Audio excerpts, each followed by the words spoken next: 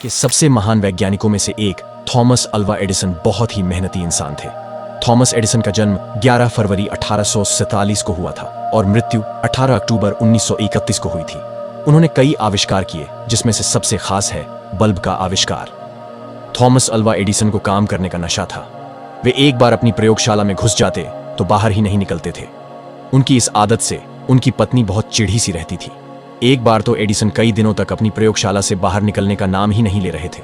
आखिरकार बहुत दिनों के बाद जब वे बाहर निकले तो उनकी पत्नी ने उनसे कहा, तुम दिन रात काम में लगे रहते हो, कभी तो छुट्टी कर लिया करो। एडिसन ने कहा, लेकिन छुट्टी लेकर मैं जाऊंगा कहां? पत्नी बोली, जहां तुम्हारा मन चाहे, जो जगह तुम्हें प्रिय हो वहां चले जाना।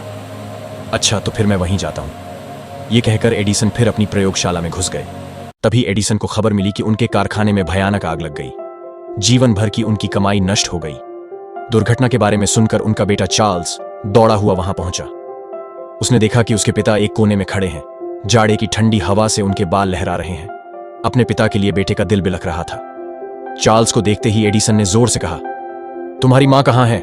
उन्हें बुला कर लाओ। ये चीजें उसे जीते जी कभी भी देखने को नहीं मिलने वाली हैं। अगले दिन अपनी अनेक उम्मीदों और सपनों को राख के बीच देखते हुए एडिसन ने कहा, तबाही की भी बड़ी कीमत होती है।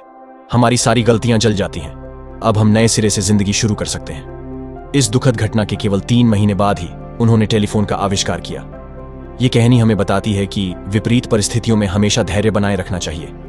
एक बार बचपन में थॉमस एडिसन स्कूल से घर पहुंचे और अपनी मां को एक कागज दिया। थॉमस ने मां से कहा, मेरी टीचर ने यह लेटर दिया है, कहा है कि सिर्फ मां ही इसे पढ़ें। मां, इसमें क्या लिखा है? लेटर पढ़ते हुए मां की आंखों से आंसू आ गए। बेटे के सामने मां लेटर जोर जोर से पढ़ने लगी। लेटर में लिखा था, आपका बेटा जीनियस है। हमारा स्कूल बहुत छोटा है। हमारे पास थॉमस को पढ़ाने लायक अच्छे टीचर भी नहीं है।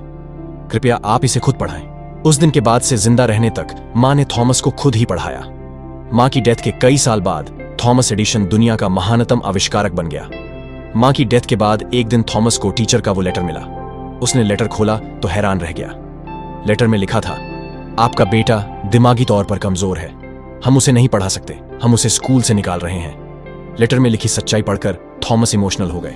फिर उसने अपनी डायरी में लिखा, थॉमस ए एडिसन, जो दिमागी तौर पर कमजोर बच्चा था, उसकी मां ने उसे इस सेंचुरी का सबसे जीनियस इंसान बना दिया।